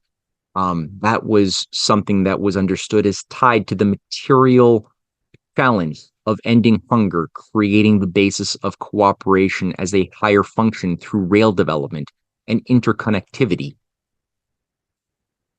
Tsar of Russia in the New York Times, March 27th, 1906, reports that the Tsar of Russia has issued an order authorizing the American syndicate represented by Baron Loic de Lobel to begin work on the Trans-Siberian Alaska Railroad project. Plan is to build a railroad from Siberia to Alaska by bridging and tunneling the Bering Strait. It is said that the enterprise will be capitalized at from $250 million to $300 million, and that the money centers of Russia, France, and the United States will be asked to take bonds. Now, this was something which a team of engineers had gone, they carried out feasibility studies. This was largely Sergei Witta's efforts to end the pressure cooker, the pressure that had built up in against a lot of the peasant population, which he could see were being radicalized and weaponized as mobs that could be used to create chaos. But to end, in order to create those anarchist mobs, that required economic suffering, pressure, fear. And he knew that if you could end that fear, end the suffering by granting more democratic powers to the people to participate. This was the basis of the Duma that could provide economic opportunities. Then people would not have the reasons that they felt they needed to overthrow a government. And so one of the grand designs, the bigger you can think into the future, the greater the good that will eventually blossom. This was one of the greatest ideas that could be pondered, was the Bering Strait rail tunnel. Now, again, unfortunately, we know that an age of chaos emerged in the wake, and this future did not come into being at that time. Instead, we had an age of assassinations and controlled wars. Kicking over the chessboard was the nature of the British game when it was becoming clear that the British Empire was not going to be able to survive in an age of cooperating full spectrum economies and nations. So after Lincoln was murdered in 1865 for his second inauguration, you had Alexander II murdered in 1881. You had President Garfield murdered by an anarchist in the same year, 1881. Otto von Bismarck was ousted in 1890. President Sidi Carnot was assassinated in 1894. Tsar Alexander III was most likely poisoned by arsenic, and a very talented doctor has recently written up, a good friend of mine, his assessment of that arsenic poisoning and the diagnostics he had for the Tsar, looking at the descriptions of the Tsar's symptoms.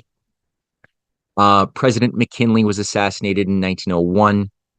Von Plev, a Russian minister of the interior, assassinated in 1904. Grand Duke Sergei Alexandrovich of Russia was assassinated February 17th, 1905. I would also say the Spanish king was also assassinated, somebody who was in favor of development. You had an Austrian princess who was also assassinated during this time. You had Tsar Nicholas II, we all know, was murdered with his family on July 17th, 1918. And President of China, Sun Yat-sen, was forced to step down after less than 1 year in 1912 and may have been poisoned. He died a very premature death later on. That is the end of this class, but I want to just add a little addendum because this tragedy, this potential of a beautiful world actualizing the ideals of 1776 was sabotaged once again. And I'm doing this with a look to our current situation because there are parallels in our current day that cannot be ignored. And especially the role of Canada as a wedge between US-Russia cooperation. And I've mentioned already the battle for British Columbia. I want to go into a little bit more detail as the addendum to this lecture. I already showcased this, but let's look at it again. At the time of 1867, most of Canada was Hudson's Bay land. Now, I pointed out that American consul Alan Francis wrote to Washington, noting the political climate in British Columbia, where he noted that the colonists claiming most loyalty to the Queen are now urging with great unanimity annexation to the United States as their only salvation, as the only means of retrieving the colonies from their present embarrassment and decline. I already mentioned he was looking at a British Columbia in economic disarray and despair. In the colonist newspaper of 1867, one of the most popular newspapers of British Columbia, it describes, since no change would be for the worse, they, the British Columbians, would welcome annexation to the United States, to continuing in a state of poverty and wretchedness. In writing this, we know we speak the mind of 9 out of every 10 men in the colony. The sentiment is heard at every gathering street corner, at social gatherings, in business circles, in all places. I didn't mention this, but the reason why I'm choosing to make this the addendum is because currently there is so much discussion about Canada becoming a 51st state under President Trump's rhetoric, and that may or may not be a good thing. I'm reserving my judgment, but it's important to appreciate these historical battles around Canada and what has actually been the British hand manipulating Canada at the expense of the USA for so long. I will not read the annexation petition of 1869 submitted to Queen Victoria, but at the very end, in bold, it does say, "For these reasons, we earnestly desire the acquisition of this colony by the United States," which, of course, Victoria says no. In 1871, there was 1870 there was the first major international trial at The Hague that ruled in favor of America against Great Britain for Britain's role in illegally supporting the Confederacy by providing warships that were used by the Confederacy, although Britain was nominally neutral. That's a little image there of John Bull encouraging one of the captains of SEMS to fire at American Union ships with a picture of a coin in his eye, since Britain made a lot of money off of this, but at the same time, they didn't do it for money. They did it to destroy the Union. And it says here, November 1862, Harper Weekly's cartoon featuring John Bull calling for the destruction of the Yankees.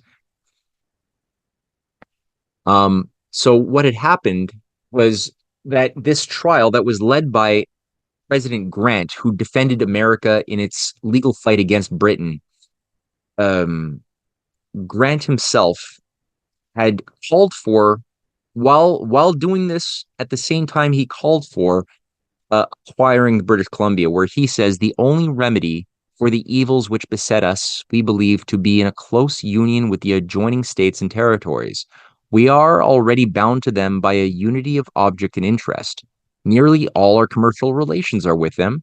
They furnish the chief markets we have for the products of our mines, lands, and waters. They supply the colony with most of the necessities of life. They furnish us the only means of communication with the outer world. For these reasons, we earnestly desire the acquisition of this colony by the United States. So he was openly, as the president, supporting this.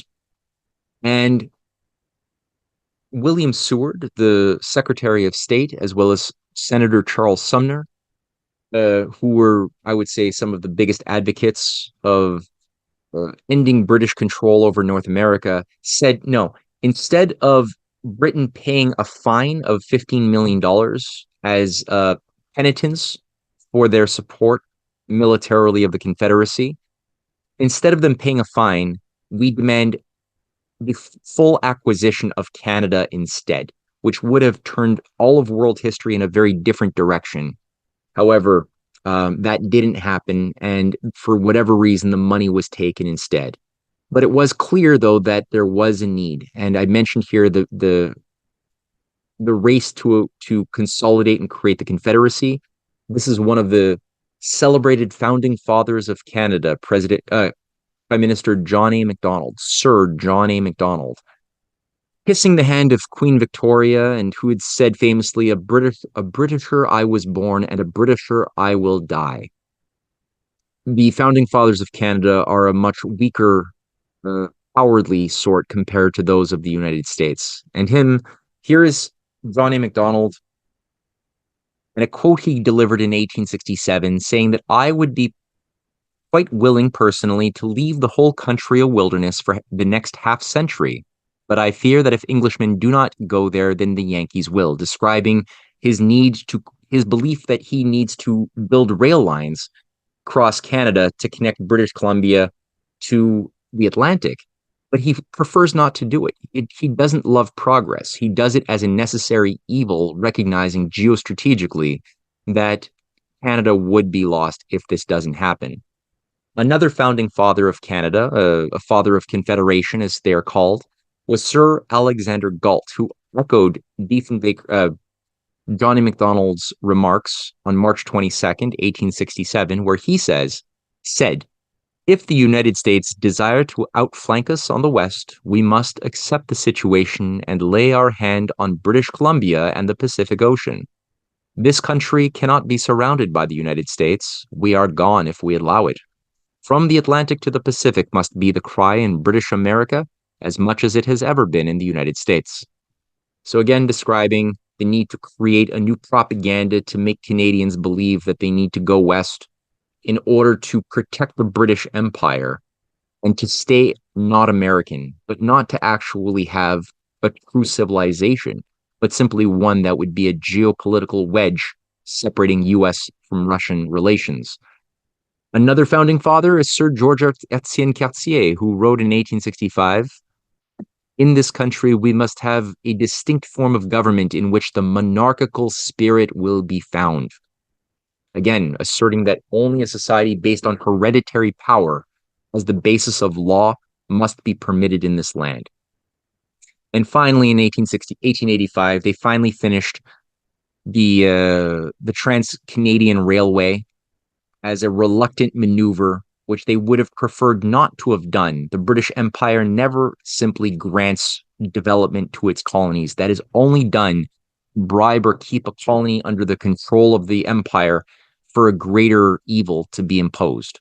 In this case, it was the ensuring that Canada would never grow as a true nation or as anything similar as Russia had with its opening up of the Arctic. Despite having a similar climate, Canadian territory remains immensely underdeveloped.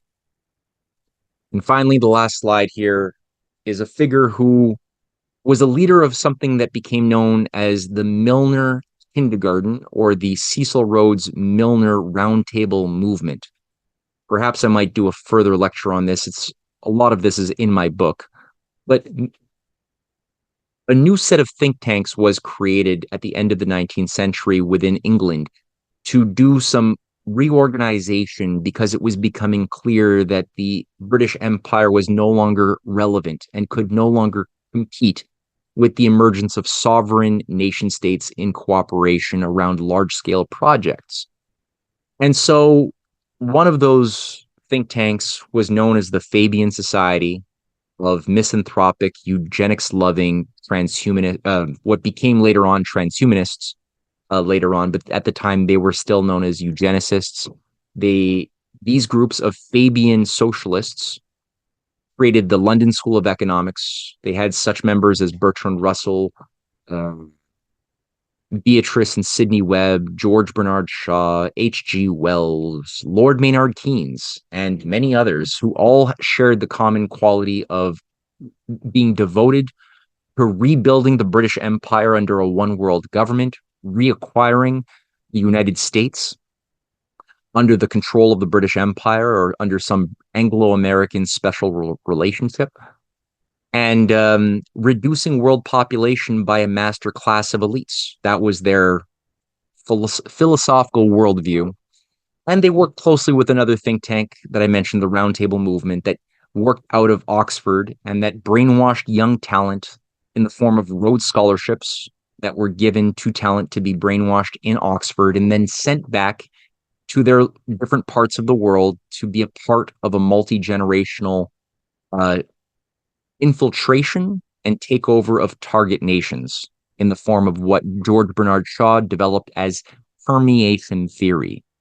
Now, Lord Alfred Milner could see that Canada was in danger once again of sliding away, and a pro Lincoln leader had come to power named Wilfrid Laurier as prime minister.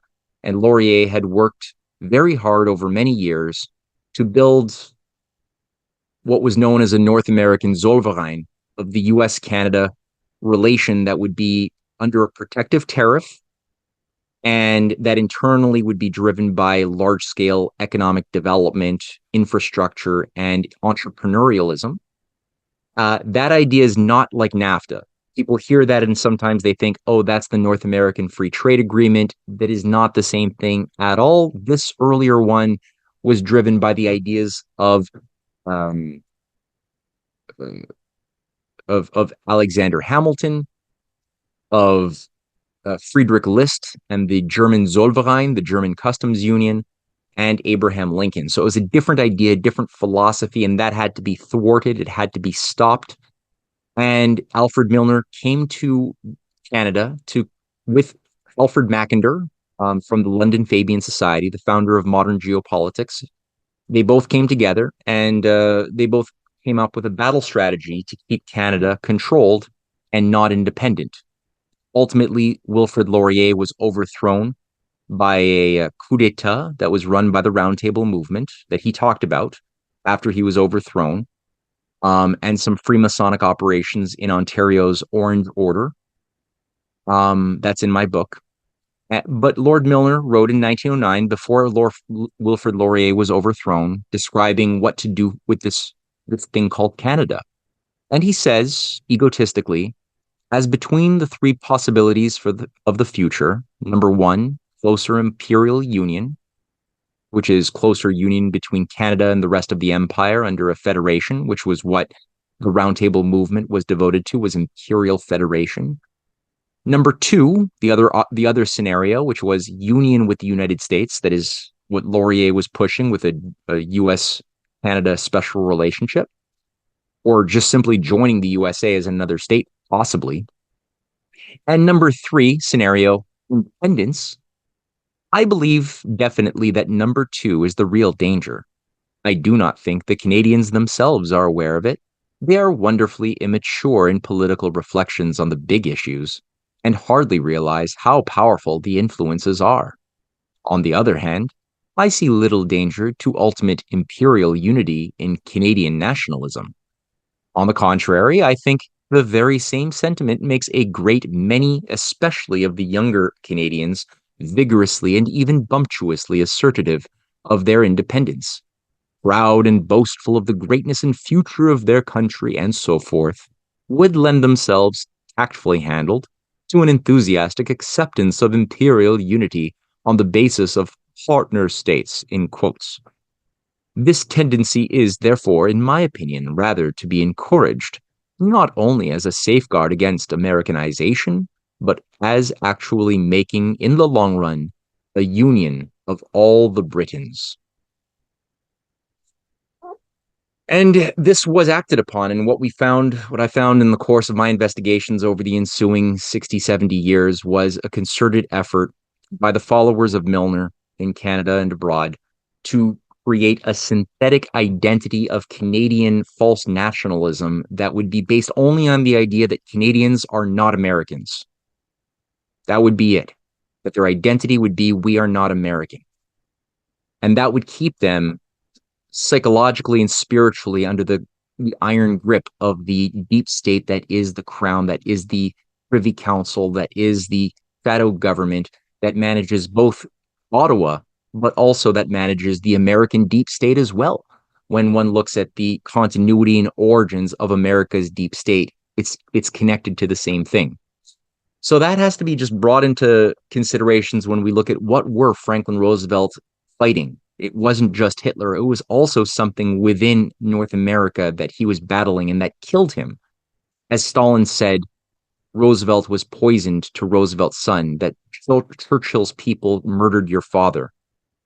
What was it that John F. Kennedy stood up against and battled when he said that we are going to splinter the CIA into 1,000 pieces and scatter it into the winds, as he was looking to Russia as an ally in building a new relationship of cooperation on space exploration, and other poor countries as partner states like Kwame Nkrumah's Africa as a partner in development of our infrastructure and our well-being together, where JFK helped Ghana build the first and largest hydroelectric dam that was supposed to be the basis of a new industrial renaissance of the 1960s.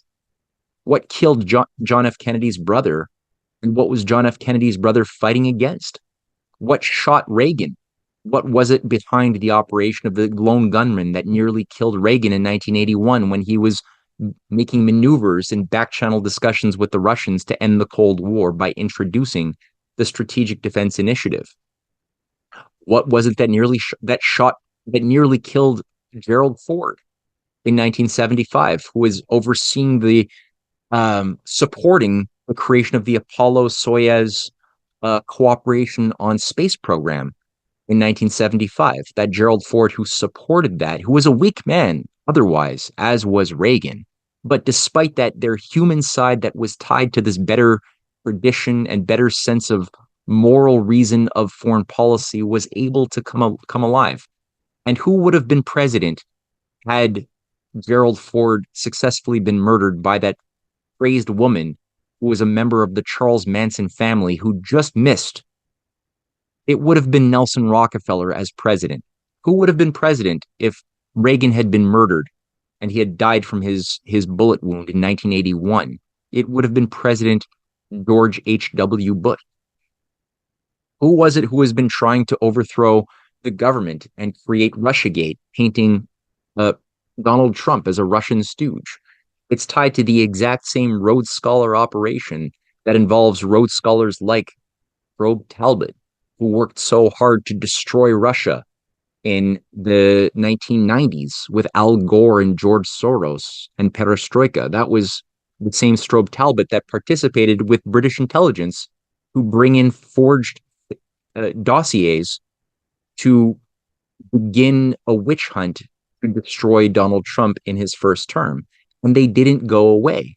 And they're heavily baked into Canada. This is Chrystia Freeland, who's a Rhodes Scholar. Mark Carney is not a Rhodes Scholar, though he might become prime minister, but he is conditioned in Oxford and is loyal to the exact same system.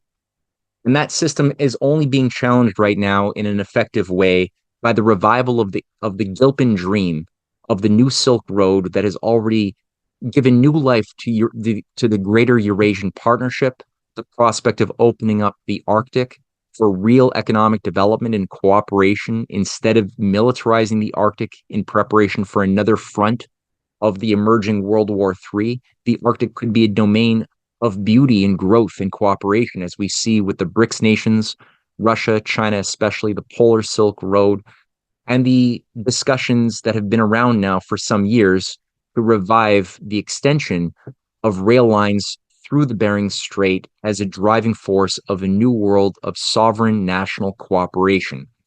So, will Donald Trump bring America on board? He's coming in, he has a second chance to do it.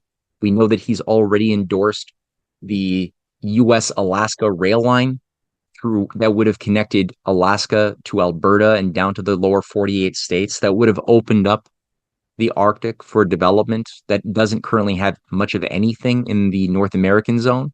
Might this be something that he does? Or do the forces of darkness have greater power at this point, and and all that is left is to prepare for a North American technate of empire and war? Is that the direction we're going to go in? Well, the study of history is something that is not based upon dead events of the past, and I hope people recognize now what I've been noting in my previous lecture, that history is a study of futures that did or didn't come into being, and that the present is the history of the future, and that we are living in and creating history both through our actions as well as our lack of actions. That is also part of what is making it. Whether or not we choose to embrace folly or wisdom remains to be seen. Battle is on. We know that there are some nations that have tapped into the better traditions of the human spirit and natural law, and we can only hope that we can do our part to resonate to that while there is still time. So that was a bit of a long lesson, but there is more to come as we go into future courses or future lectures in this course series. And I look forward to seeing you for lecture number 5.